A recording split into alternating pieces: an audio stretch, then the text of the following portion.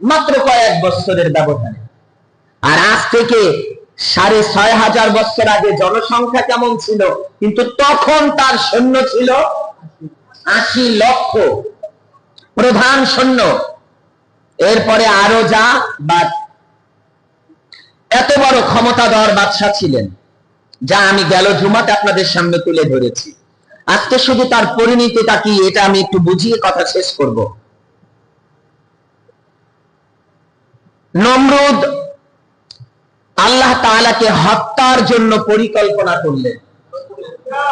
আরো আসতে বলেন। মানে অহংকার, ক্ষমতা এত বেশি তাকে অন্ধ করে দিয়েছিল। তিনি এখন লাস্ট পর্যন্ত সিদ্ধান্ত নিল, পৃথিবীতে তো আর আমার চাইতে বড় কেউ নাই। এখন আরো সে যিনি আছে, ইব্রাহিম নবীর খোদা, তাকেও পরাজিত করব। বলেন নাউজুবিল্লাহ। আল্লাহ ছাড় দেন,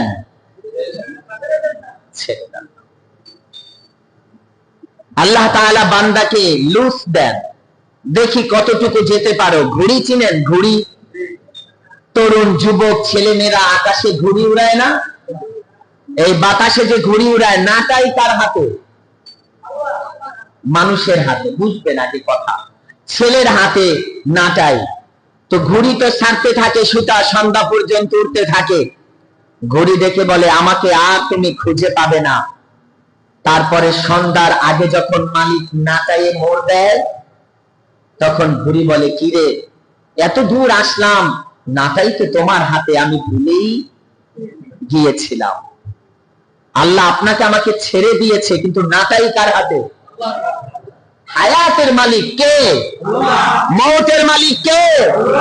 আল্লাহ। আপনি পেরেশানিতে পড়ছেন, আল্লাহ তাআলার কাছে সাহায্য চান।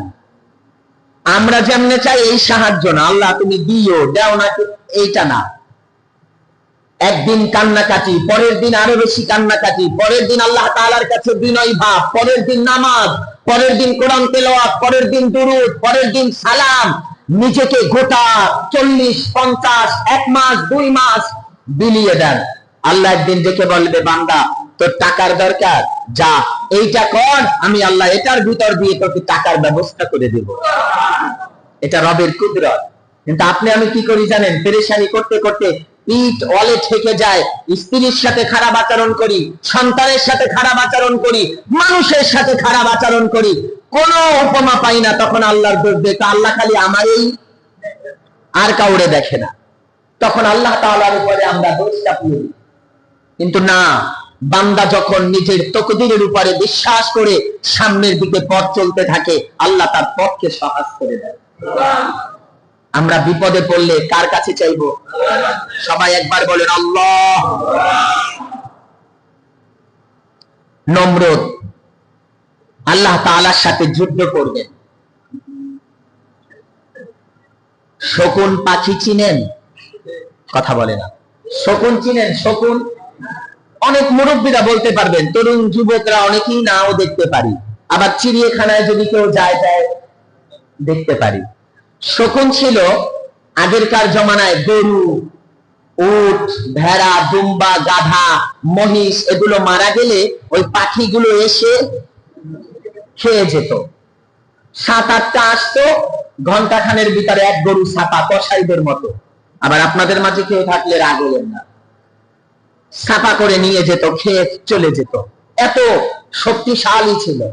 এরকম 8টা শকুন পাখিকে নমরুদ শিকার করলেন, শিকারী বানালেন।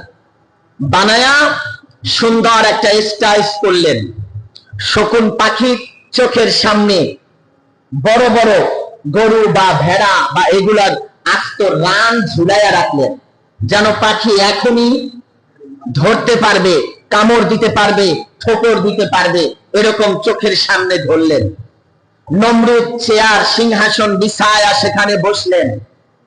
খাবার রসদ নিলেন, পানি যা দরকার, তীর নিলেন, ধনুক নিলেন, নিয়ে শকুনকে ছেড়ে দিলেন, উপরে উঠতে লাগলেন। 7 দিন 7 রাত ওড়ার পরে নমরুদ মনে করলো মোটামুটি, কথা কয় না, আয়সা পড়ছি, শয়তান তো আয়সা পড়ছে। তীর নিলেন, নিয়ে উপরের দিকে আল্লাহ তাআলার দিকে, আরশের দিকে, আকাশের দিকে মারলেন। নাউজুবিল্লাহ বলবেন না? আল্লাহ তাআলা ডেকে বললেন, জিবরাইল, এতদিন পর্যন্ত নমরুদ সীমা লঙ্ঘন করেছে, আমি আল্লাহ তাকে ছেড়ে দিয়েছি কিছুটা সময়ের জন্য, কিন্তু এখন তিনি পুরা সীমা লঙ্ঘন করে ফেলেছে। আমি আল্লাহ তাআলার সাথে নাফরমানির তাপমাত্রা তিনি আরো বাড়িয়ে দিয়েছে। যাও জিবরাইল, তাড়াতাড়ি করে একটা মাছ ধরিয়া মাছের কিছু রক্ত নিয়ে তীরের সাথে লাগায়া দাও, মাখায়া দাও। নমরুদ যেন মনে করে আল্লাহ শেষ। নমরুদ যেন মনে করে মাছের রক্ত মাখায়া তীরটা বরাবর ফেলে দিলে যখন নমরুদের তাবুতে পড়লেন, তিনি লক্ষ্য করে তীর আর রক্ত দেখিয়া তিনি হাসতে লাগলেন, হায় হায়, আমি সাকসেস হয়েছি, আর পৃথিবীতে কেউ নাই, ইব্রাহিমের খোদাও নাই, তাম পৃথিবীতে আমার মোকাবেলা করার মতো কেউ নাই। নমরুদ তীর নিয়ে জমিনে আইসা তার ভক্ত যারা, সৈন্য যারা, তাদেরকে দেখাতে লাগলেন, দেখো তীর, তীরের মাথায় রক্ত, আমি অনেক উপরে গিয়ে তীর মারার পরে একা অবস্থা হয়েছে, নিশ্চয়ই তিনি নাই। একটু নাউজুবিল্লাহ বলে।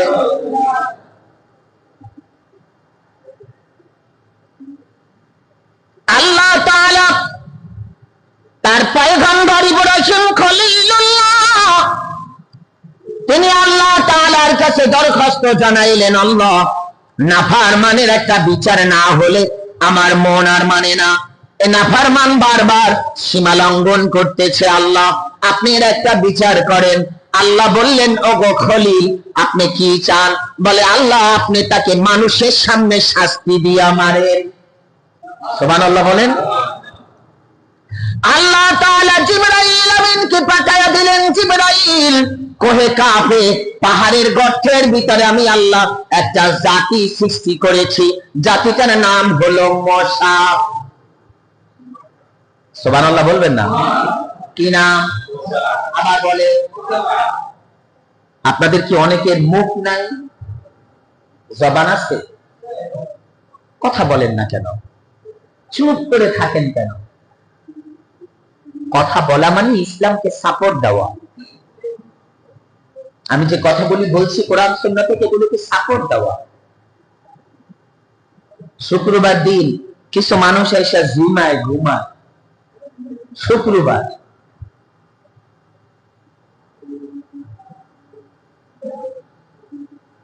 আল্লাহ তাআলা মশার পাহাড়ের সুড়ঙ্গটা যখন খুলে দিলেন, তার আগে পৃথিবীতে আল্লাহ কোন মশা পাঠান, আবার বলেন, মশা পাঠান নাই।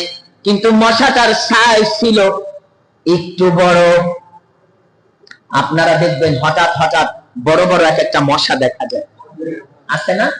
আমার বেশি কয় ডেঙ্গু। কি কয়? ডেঙ্গু, ম্যালেরিয়া, কত রোগ। এরকম বড় বড় মশার সাইজ, কিন্তু আল্লাহ তাআলা প্রতিটা মশার ঠোঁটে বিষ মাখাইয়া দেন। আল্লাহু আকবার বলেন। আপনারা কাঠে এক ধরনের পাখি দেখছেন? একটু বলেন না। পাখি গাছে ঠোকর দিয়া গাছ কাইটা ফেলায়। আল্লাহ তাআলা মশার ঠোঁটে এমন আকর্ষণ শক্তি দিয়েছিলেন, মশা যখন ঠোঁট দিয়ে আঘাত করতেন তখন মানুষের ছিদ্র হয়ে যেত, জায়গা সেকেন্ডের ভিতরে পচন ধরতো, মানুষ সাথে সাথে মৃত্যুবরণ করত। ওলে কাঠে আঘাত করলে আল্লাহ তাআলা মশার ঠোঁটে ক্ষমতা বেশি দিয়েছিলেন, এই মশা পাঠাইয়া দিলেন। নমরুদ লক্ষ্য করে তাকায়া দেখলেন ৮০,০০০ সৈন্য নিয়ে দাঁড়ানো, যুদ্ধ করবে কার সাথে? আল্লাহর সাথে। আল্লাহ তাআলা মশা পাঠায়া দিলেন। ইব্রাহিম খলিলকে বললেন, পয়গম্বর খলিল, আপনি আলাদা সরে যান, এই জালিমদের মাঝে থাকবেন না। রাহমাতুল লিল আলামিন নবী কামলিওয়ালা কোরআনুল কারীমের এই ব্যাখ্যাগুলো যখন করেছেন, একবার কান্না করে চোখের পানিতে দাড়ি মোবারক ভিজিয়ে ফেলেন।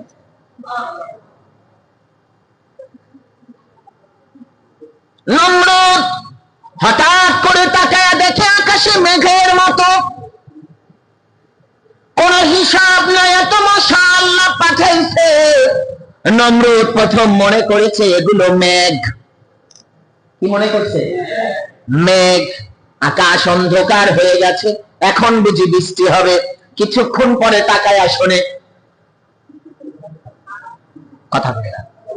আরে সজাগ মানুষের কানের কাছেই তো মশা ভন ভন করলে কেমন লাগে? কথা বলে মনে হয় না যে ওরে মাইরা। দেখবেন কানের কাছে যখন মশা ভন ভন করে, বোঝা যেন ড্রিল মেশিন দিয়ে ওয়াল ছিদ্র করে। কানের কাছে এরকম আওয়াজ হয়, তখন বিরক্তি লেগে যায়। আর উপরে বিগয়রি হিসাব মশা যখন আওয়াজ দিচ্ছে, নমরুদ তার বাহিনী কান চেপে ধরেছে। এত বিকট আওয়াজ কেন? আওয়াজ সহ্য করার মতো না। এর ভিতরে মশা ঝাঁকে ঝাঁকে দুনিয়াতে আসা শুরু করে দিলেন। আয়েশা মশা যাকে কামড় দেয় ও ওই জায়গায় সাথে সাথে ডেথ। এটা আল্লাহু আকবার বলে, 1 সেকেন্ডের ভিতরে শেষ। মরে তো যায়, মরার সাথে সাথে শরীরে পচন ধরে যায়। এত বিষাক্ত মশা আল্লাহ পাঠিয়েছে। মশা আক্রমণ করতে লাগলেন। নমরুদের কাছে আল্লাহ আবে হায়াত নামক একটা কূপ দিয়েছিলেন। কি নাম? আবে হায়াত। এই কূপের পানির ভিতরে আল্লাহ তাআলা এত বেশি ক্ষমতা দিয়েছেন, কোন অসুস্থ মৃত্যু ব্যক্তিকে যদি পানি ছিটায়া দেওয়া হয়, তাহলে মরা ব্যক্তিকে আমার আল্লাহ জিন্দা বানায়া দিতেন। খেয়াল করবেন কেন দিচ্ছেন আল্লাহ, ঘটনা অন্য কোনদিন বলবো, আজকে সময় নাই। এই কূপ থেকে নমরুদের সৈন্যরা পানি ছিটায়া দেয়, মশায় কামড় দেয়, মারা যায়। যেটার গায়ে পানি লাগে লাফ দিয়া দাঁড়ায় জিন্দা হয়ে যায়। জিবরাইল আমিন ডাক দিয়া বলে, আল্লাহ, নমরুদ তো একটা খেলা খেলতেছে আপনার সাথে, আপনি তাকে যে আবে হায়াত পানি দিয়েছেন, পানি ছিটায়া মানুষ জিন্দা করে। আল্লাহ কয় টেনশন নাই, তাড়াতাড়ি করে একটা গাধা মরা নিয়া আবে হায়াত পানির ভিতরে দাও। আমি আল্লাহ মৃত্যু কোন প্রাণী যদি পানির ভিতরে পড়ে, পানিটা নাপাক হয়ে যাবে, তখন আর কোনো কাজ হবে না, বিষাক্ত ক্রিয়া সব নষ্ট হয়ে যাবে। এটা যখন মৃত্যু একটা গাধাই না যখন কূপের ভিতরে ফেলায়, এখন পানি ছিটায় আর ওঠে না। আল্লাহ কামাকারু আমাকারাল্লাহ ওয়াল্লাহু খায়রুল মাকিরিন। দুনিয়ার মানুষের জ্ঞান যেখানে শেষ, আমি আল্লাহর কুদরত মাত্র সেখান থেকে শুরু। সব সৈন্য বাহিনী মরতে লাগলো, 80 লক্ষ। নমরুদ তাড়াতাড়ি খাস কামরার ভিতরে লুকাইলেন গিয়া। বাবারা, এমন খাস কামরা ছিল তার 10টা অলের ভিতরে একটা খাস কামরা। কয়টা? আপনারা মনে হয় বুঝেন না। মসজিদের বাহিরে আর একটা মসজিদ, তার বাহিরে আর একটা, তার বাহিরে আর একটা, এভাবে 10টা মসজিদ, 10টা দরওয়াজা। তার ভিতরে ছিল নমরুদের খাস কামরা, খাস মহল, যেখানে কোনো মানুষ তো দূরের কথা, কোনো পশু পাখিও প্রবেশ করতে পারে না। মশা একটার পাও ভাঙ্গা, যেটা আপনারা কোন ল্যাংড়া, পাও ভাঙা। এটা আসতে একটু দেরি হচ্ছিল, পাও ভাঙা, পাখা একটা নাই। তো পাও ভাঙা মশা ডাক দিয়ে, তো আল্লাহ বানাইছো বানাইছো আমারে। 2-3 জুমা আগে আলোচনা করছিলাম, এক ব্যক্তিকে আল্লাহ বানাইছে হাত নাই, পাও নাই, জাহান্নামের গর্ত ভরাটের জন্য। আপনাদের মনে আছে না? মশাও বলতেছে, আল্লাহ হাত নাই, পাও নাই, বানাইছো ল্যাংড়া, এখন আমি কি করব? আমি তো দুনিয়ায় তাড়াতাড়ি যেতেও পারি না, কাউরে যে কামড় দিব, আমি তো গিয়া কাউরে পাইতাম না। আল্লাহ কা তোর লেগে বড়টা রাখছি। সুবহানাল্লাহ বলে, কি বলে? তোর জন্য বড়টা রাখছি আল্লাহ, তাইলে খুশি। মশা আসলেন, কথা সংক্ষেপ করতে হচ্ছে, অনেক কথা। মশা আসলেন, আয়েশা তাকায়া দেখে আর একজনও কথা কয় না। 80 লক্ষ একজনও নাই। মশা তো আল্লাহ তাআলার কাছে দরখাস্ত জানাই দিছে, আল্লাহ পাঠাইলেন তো পাঠাইলেন, এমন সময় আসলাম কেউ না। আল্লাহ কয়, মশা চিন্তা করিস না, ওই যে দেখ বড় শয়তানটা দৌড়ায় নমরুদ, তুই ওর পিছ পিছ যা। তো মশা ওর পিছন পিছন যেতে যেতে নমরুদের দরওয়াজা লাগায়া দিস। আল্লাহ তাআলা বলে, এই চিন্তার কোনো কারণ নাই, ওর খাস কান্নায় একটা ছিদ্র রাখছে, এটার ভিতরে অক্সিজেন আসার জন্য। সুবহানাল্লাহ বলবেন না? সব লাগায়া ছোট্ট একটা ছিদ্র রাখছে, এটা দিয়ে ভেন্টিলেটরের মতো না, আরো ছোট। মশা এসে ওখানে বসলেন। আল্লাহ তাআলা বললেন, এই মশা, আজ তোর খবর আমি আল্লাহ তাআলা তোর কাছে দিয়ে দিলাম। আজকে নমরুদকে তোর কাছে ছেড়ে দিলাম, যা করার তুই কর। আল্লাহ কি করব? হাত নাই, ল্যাংড়া, করবোটা কি? আল্লাহ বলে, তোর কাছে দিয়ে দিলাম, দেখ তাকাইয়া কোন জায়গাটা সবচেয়ে উত্তম, যেই জায়গা দিয়ে ঢুকলে মারতেও পারবে না, মরবে। মশা দূর থেকে লক্ষ্য করে দেখলেন নমরুদের নাকের ছিদ্রটা অনেক বড়। আল্লাহু আকবার বলে। আপনাদেরকে আমি গল্প শোনাই হাসানের জন্য বলছি, কিছু জীবন থেকে শিক্ষা নিবে। যে মানুষটা 10-12 হাত লম্বা, মানুষটার নাকের ছিদ্রটাও তো একটু বড় না? মশা আইসা নমরুদের আল্লাহ তাআলা নাকের ভিতরে একটা চুলকানির মতো একটু হাওয়া চালু করে দিলেন। নমরুদ যেই মাত্র নাকে চুলকাতে শুরু করলেন, মশা আইসা ভিতরে ফুস করে ঢুকে গেলেন। মশা ঢুইকা তার আপন জায়গা দখল করে নিলেন। নমরুদ এখানে নাড়াচাড়া দেয়, মশা আরো ভিতরে যায়, যত লড়ায় তত ভিতরে যায়। যেতে যেতে মশা তার আপন মস্তিষ্কের জায়গায় গিয়ে যখন প্রথম বিষাক্ত কামড় দিয়েছে, নমরুদের গোটা শরীরের ভিতরে অবস্থা খারাপ। আল্লাহ তাআলা ডেকে বলে, মশা, আমি আল্লাহ তাআলা তোকে আজ ক্ষমতা দিয়ে দিলাম, কামড় দিতে থাক।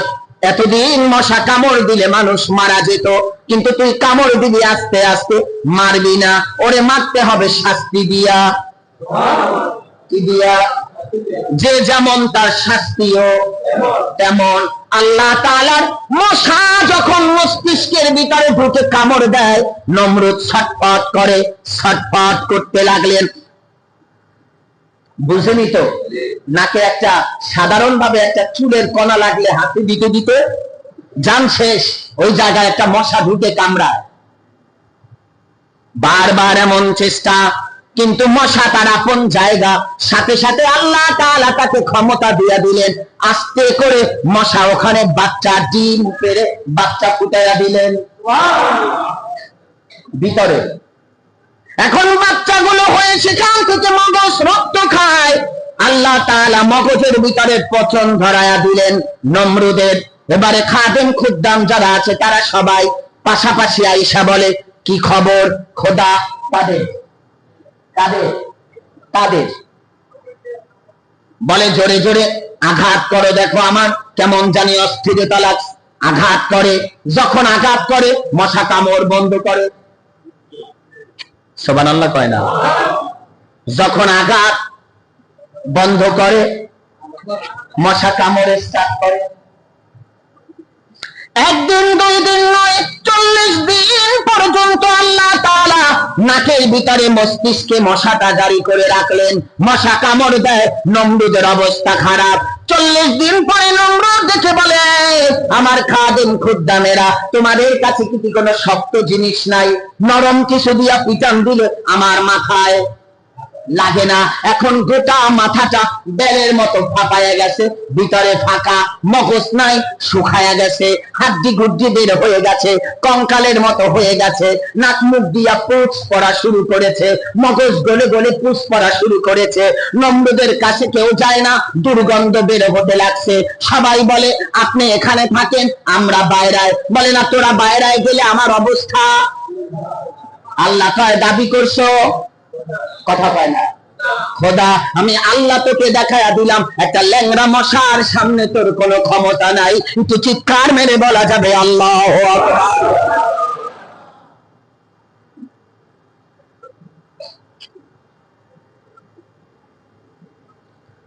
নমরুদ ডেকে বললেন শক্ত কিছু নাও। সামান্য কিছু শক্ত নিয়ে পিটান দেয়, কিন্তু হয় না। একজন দাসকে ডেকে বললেন কিছু শক্ত জিনিস দিয়া বাড়ি দাও। তাকায়া দেখে কোনো জিনিস নাই। তোর পায়ে যে খরম আছে ওইটা দিয়া দে। একটু জোরে জোরে, আরো জোরে। আল্লাহ কয় দাবি করছে খোদা, এখন জুতা দিয়া পিটান খায়া মর। খরম বুঝেন? আগের যুগে কাঠের আড়াআড়ি 2 ফিতাওয়ালা জুতা ছিল, কাঠের, হাঁটলে ঠক্কর ঠক্কর আওয়াজ হতো। এটাকে কি বলে? খরম। এই জুতা উঠেই দাসী যখন শক্ত জুতা দিয়ে মাথায় আঘাত করেছে, সঙ্গে সঙ্গে মাথাটা 2 ভাগ হয়ে গেছে। মশা আস্তে করে উড়াল দিয়ে চলে যায়, নমরুদ জায়গায় আস্তে করে পড়ে যায়। তাকায়া দেখে তার মস্তিষ্কের ভিতরে কোনো ব্রেন, মগজ ছিল না, সব শুকায়া বানাইছে, মশা ভরা। নমরুদ জমিনে পড়ে যায়। আল্লাহ তাআলা ডাক দিয়া বললেন দুনিয়ার মানুষ, ইন্নাকা মাইয়িতুন ওয়া ইন্নাহুম মাইয়িতুন। আমি রব এমন ক্ষমতার মালিক, আমার কাছে তামাম পৃথিবীর কেউ কোনো ক্ষমতাধর। আমি আল্লাহ তাআলার সামনে দাঁড়ানোর কোনো সুযোগ নাই। আমি হলাম রব, পৃথিবীর সব হলো মাখলুক। রবকে। নমরুদ সাথে সাথে জায়গায় পড়ে গেল। আল্লাহ তাআলা জানায়া দিলেন দুনিয়ার মানুষ, যাকে আমি আল্লাহ জিরো থেকে হিরো বানাইছি, আমি আল্লাহ টোকাই থেকে হিরো বানায়া দিছি। টাকা পয়সা ছিল না, তা দিয়েছি। মা বাবা ছিল না, আমি তাকে বাজারে দুধ পান করাইছি। আপন সন্তান, তাকে লালন পালন করে আমি আল্লাহ শক্তিশালী করেছি। আমি তাকে হায়াত দিয়েছি 400 বছরের অধিক। আমি আল্লাহ তাকে বাদশা বানাইছি। আমি আল্লাহ তাকে ক্ষমতা দিয়েছি, 80,000 সৈন্য দিয়েছি, তার দাস দাসী দিয়েছি। এরপরে যখন আমি আল্লাহর সাথে নাফরমানি করেছে, আমি আল্লাহ সামান্য একটা ল্যাংড়া মশা দিয়া তাকে ধ্বংস কইরা আপন খাদেমের দাসীর পায়ের জুতা দিয়া পিটায়া মারছি। এই জন্য আমি আল্লাহ হলাম সমস্ত ক্ষমতার মালিক। লিমানিল মুলকুল ইয়াউমা লিল্লাহিল ওয়াহিদিল কাহ্হার। আমি আল্লাহ হলাম সমস্ত ক্ষমতার মালিক, আর সব কিছু হলো আমার সৃষ্টি অধীনে চলে। একটু চিৎকার মেরে বলা যাবে কি সুবহানাল্লাহ? আল্লাহর সাথে নাফরমানি করা যাবে? আরো জোরে বলেন। কেউ কখনো করব? আপনার আমার কিসের অহংকার? কয় টাকা হইছে?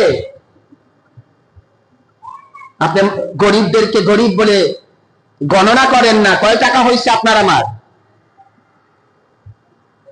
বলেন। আজকের এই কয়টা জুমায় যে ধারাবাহিক আমি বলছি, সাদ্দাতের টাকার কাছে আপনার আমার টাকা বলেন না আছে?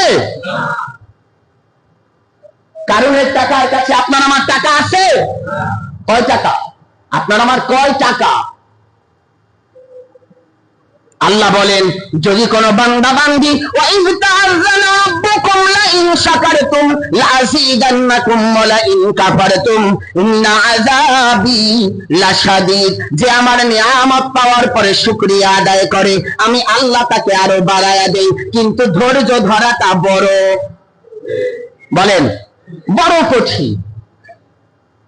একদিন, 2 দিন, 1 মাস, 2 মাস, 1 বছর, 2 বছর ধৈর্য ধরতেই থাকতে হবে। আল্লাহ এক সময় আপনার দিকে মুখ তুলে তাকায়া আল্লাহ আপনার মনের চাহিদা কবুল করে নেবেন। একটু বলুন না সুবহানাল্লাহ। সম্মানিত হাজিরিন,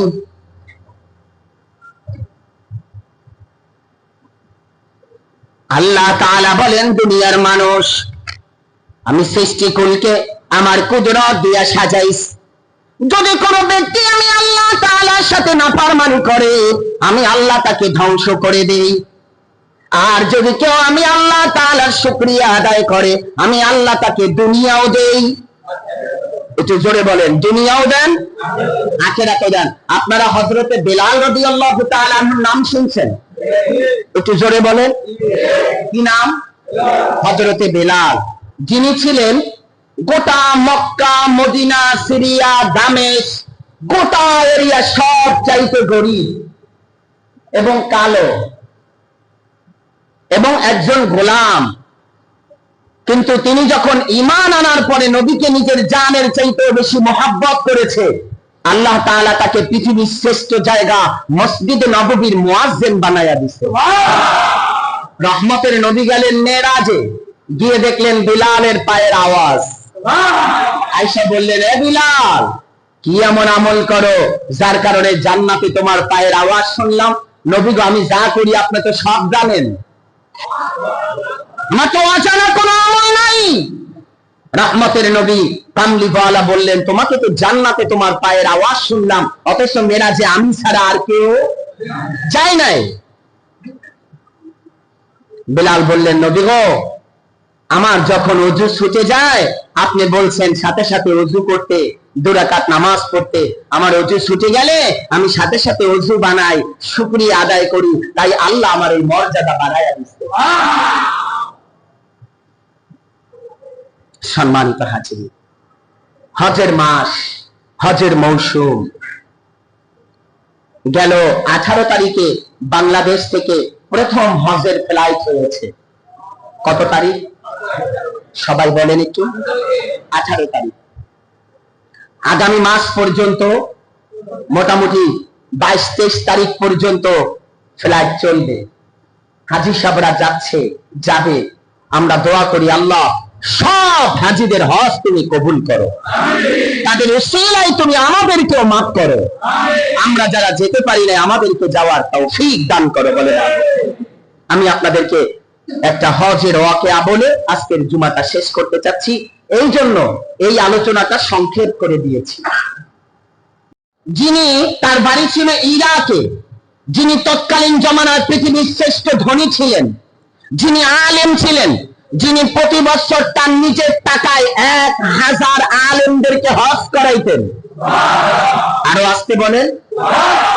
আজ থেকে 700 বছর আগে প্রতি বছর 1000 হাজীদেরকে, আলেমদেরকে হজ করাইতেন যার নিজের টাকায়।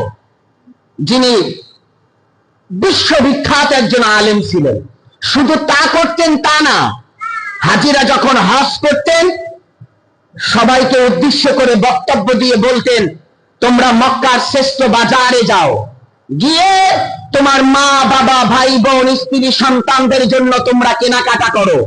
তুমি তোমার আপন মাথায় বহন করে বাজার থেকে যা আনতে পারবা, এগুলো তোমার হাদিয়া উপটোকন দেওয়া হলো।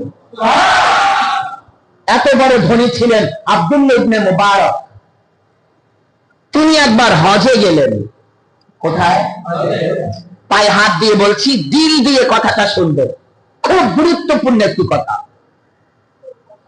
হজে যখন গেলেন, সব কিছু তাওয়াফ করা শেষ, শরীরটা ক্লান্ত।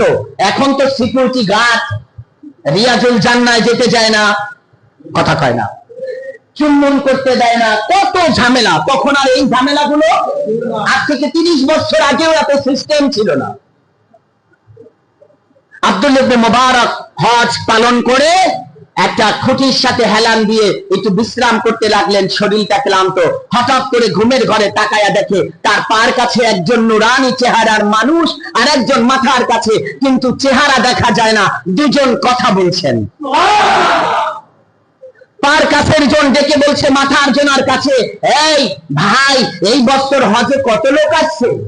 মাথার কাছের জন বলতেছে 6 লক্ষ হাজি আসছে। একটু জোরে জোরে। কয় লক্ষ? 6 লক্ষ। পায়ের কাছের জন আবার বলছে সবার হজ কি আল্লাহ কবুল করেছে? মাথার কাছের জন বলে না, এই বছর একজনের হজ কবুল হয় নাই। এটা আল্লাহু আকবার বলেন।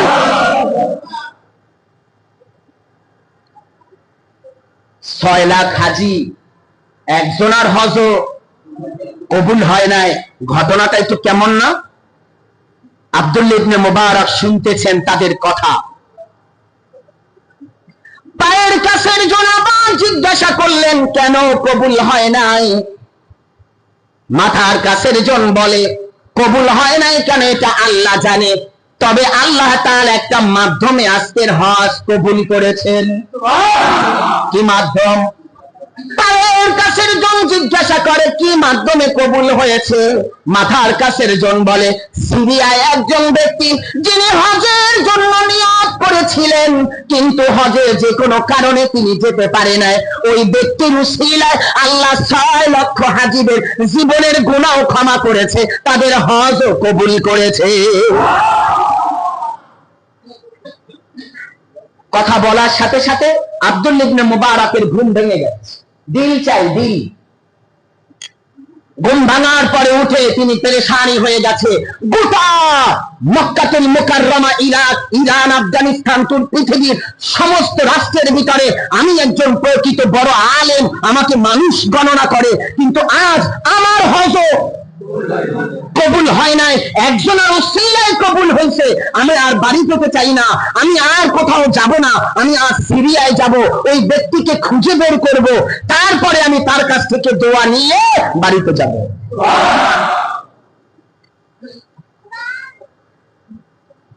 ওই সময় দুজন কথা বলার ভিতরে যে নাম বলেছিলেন আলী হাইদ, ওই নামটা উনি মনে রেখেছে।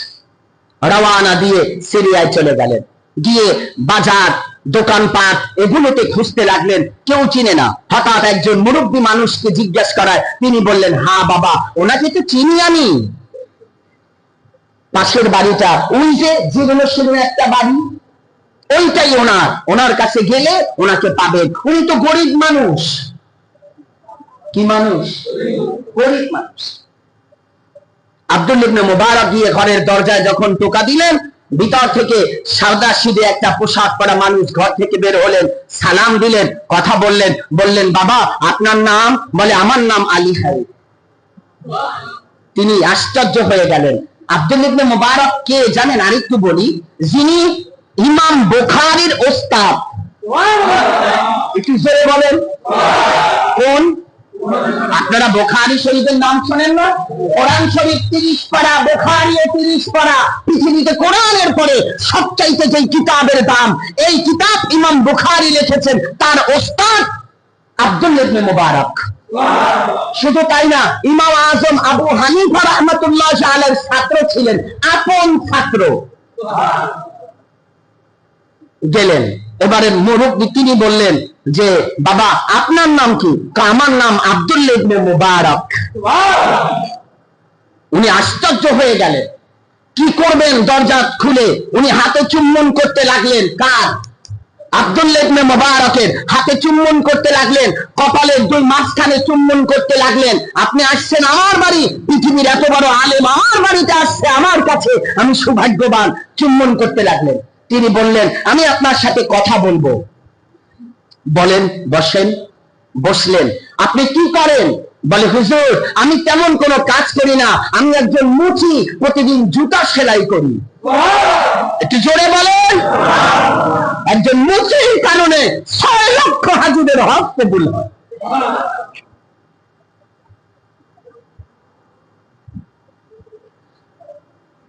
আব্দুল্লাহ ইবনে মুবারক তিনি বললেন আপনার পরিচয় নিতে আমি আসি নাই, তবে আসছে একটা কথা। তিনি বলতেছেন না ঘটনাটা বলেন না, তিনি বলতেছেন আপনি আপনার জীবন থেকে আমাকে একটা কোনো ঘটনা শুনে, যেই ঘটনা শুনলে আমার অন্তর ঠান্ডা হবে, কোন এত বড় আশ্চর্য কোন ঘটনা শোনান।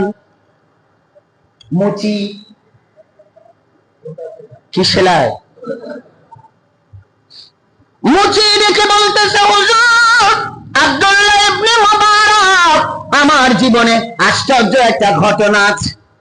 আমার দেশ থেকে লক্ষ লক্ষ হাজি সাহেবরা প্রতি বছর হজে যায়। আমি একবার হাজিদের কাফেলা দেখে অন্তরে নিয়ত করলাম, আল্লাহ তুমি আমাকে যদি টাকা পয়সা দাও আমিও আগামী বছর হজ করব। নিয়ত করলাম, হুজুর আমি এতদিন পর্যন্ত যতটুকু ডিউটি করতাম তার চাইতে ডিউটি বাড়ায়া দিলাম, ডাবল করে দিলাম। ডাবলের টাকা যা হয় তা আমি এক জায়গায় রেখে দিই, হজে যাব। হুজুর আমার স্ত্রী সন্তান সম্ভবা, আমি এভাবে দিন গুনতে লাগলাম। এক সময় হজের জন্য আমি সব প্রস্তুতি নিয়ে ফেললাম। আমি হজের জন্য যা করার তখনকার জমানায় জাহাজের টিকিট থেকে শুরু করে যা যা দরকার করে ফেললাম, মাল সামানাও ক্রয় করে ফেললাম, সব প্রস্তুতি শেষ। আগামীকাল আমি হজে যাব। খুব খেয়াল করবেন,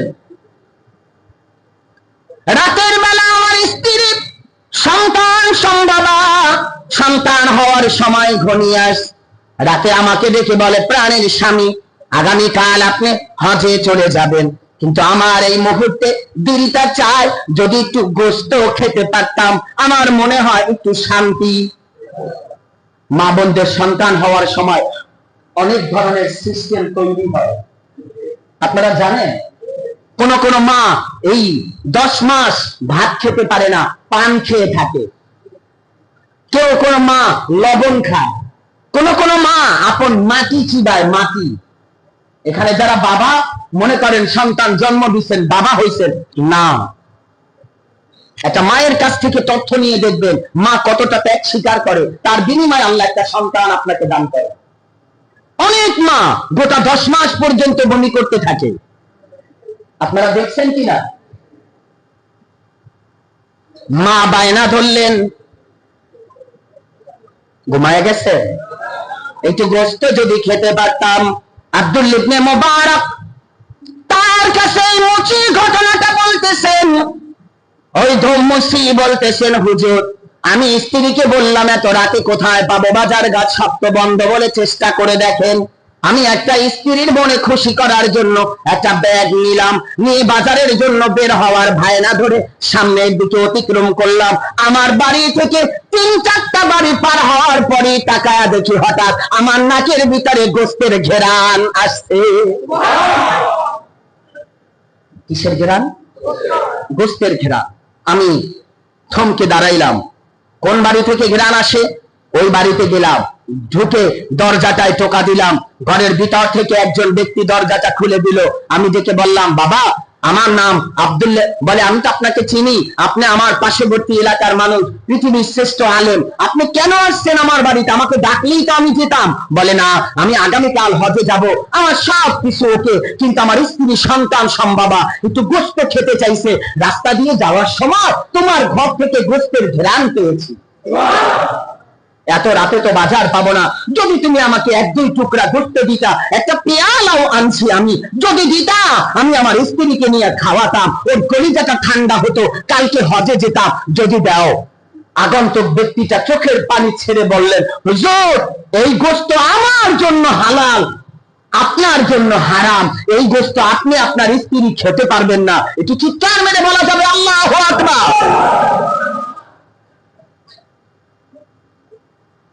তিনি বললেন, ব্যাপার কি? মাসআলা ইমামের জন্য যা, মুসল্লির জন্য তা। ইমামের জন্য যেটা হালাল মুসল্লির জন্য হালাল, ইমামের জন্য যেটা হারাম মুসল্লির জন্য হারাম। তবে আমারটা এমন, আমার জন্য হারাম তোমার জন্য হালাল। হাতটা শক্ত করে ধরে ফেলছে।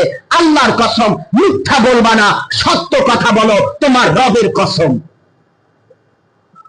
ব্যক্তিটা চোখের পানি ছেড়ে দিলেন, বললেন, কি বলবো আপনার কাছে হুজুর, আমার ঘরে 3টা সন্তান, আজ 4 দিন ধরে কোনো খাবার নাই, তাই বাচ্চাদেরকে সান্ত্বনার জন্য আমি ঘর থেকে বের হয়ে গিয়েছিলাম, কাজ পাই নাই। যাওয়ার পথে দেখলাম মরা একটা গাধা পড়ে আছে, ওই গাধা থেকে 1 টুকরা গোশত আনিয়া সিদ্ধ করিয়া রান্না করেছি। বাচ্চাদের দিকে তাকায়া যদি গোশতটুকু রান্না না করি, আজকের বিকাল বেলা ঘর থেকে 3টা লাশ বের হবে, তাজা প্রাণ লাশ হয়ে বের হয়ে যাবে। তাই মরা গাধার গোস্ত কাটিয়া বাচ্চাদের জন্য রান্না করতে আনছি, এটা আমার জন্য হালাল, আপনার জন্য হারাম। একটু বলা যাবে আল্লাহু আকবার? এটা মরা গাধার গোস্ত, আপনি খেতে পারবেন না। তিনি আশ্চর্য হয়ে গেলেন, দাঁড়াও, বাচ্চার মুখে গোস্ত দিবা না। বাড়িতে চলে গেলেন, তার হজের যত টাকা পয়সা ছিল সব নিয়ে আসলেন, গোস্তের জায়গায় গোস্ত রেখে সব টাকাগুলো তার হাতে দিয়া থলিটা দিয়ে বললেন, নাও, এই টাকাগুলো আমি তোমাকে আজকে হাদিয়া দান করে দিলাম, এটা দিয়ে তুমি তোমার বাচ্চাদেরকে গোস্ত কিনে খাওয়াও। সম্মানিত হাজির, সময় লম্বা হয়ে গেছে, কথা বলার সুযোগ হয় না।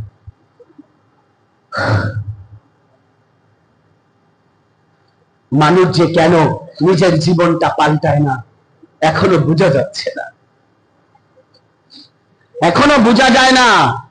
কি আমি মসজিদের ইমাম, তাই আমার অহংকার, আর আমার ভিতরে কত দেমাগ, আমি ইমাম, আমাকে মুসল্লি সালাম দিবে, ইজ্জত করবে, সম্মান করবে। না, আমি ইমামের চারানার দাম নাই যদি আমার ভিতরে ওই অনুযায়ী আমল না থাকে। কথা বলেন না কেন? আমল লাগবে, ইমাম হওয়ার মুসল্লি হওয়ার যে হও, আল্লাহ আল্লাহ রাসূলের মোহাব্বত লাগবে। মুসলমান, ইসলাম এমন জিনিস, আপনি লেবাসে সুরাতে যা, অন্তরেরটা দেখেন কে? একটু বলেন না, কে দেখে? আপনি আমি চেহারা সুরাতে তো দেখতে সুন্দর, আপনার আমার ভিতরে কি আল্লাহ দেখেন কোনটা? বলেন, আল্লাহ দেখেন কোনটা? উপরেরটা দেখেন না, তাইলে পৃথিবীর বিভিন্ন কান্ট্রির সুন্দর মানুষগুলা জান্নাতে যাইতো না। আল্লাহ ভিতর দেখেন না, উপর দেখেন না, দেখেন কি ভিতর। আমরা যেন আমাদের ভিতরটা পাল্টাতে পারি, গুনাহ মুক্ত জীবন গড়তে পারি, নবীর আদর্শ অনুযায়ী জিন্দেগিটা চালাতে পারি। রব যেন আমাদেরকে সেই তৌফিক এবং সুযোগ দান করেন, বলেন আমিন।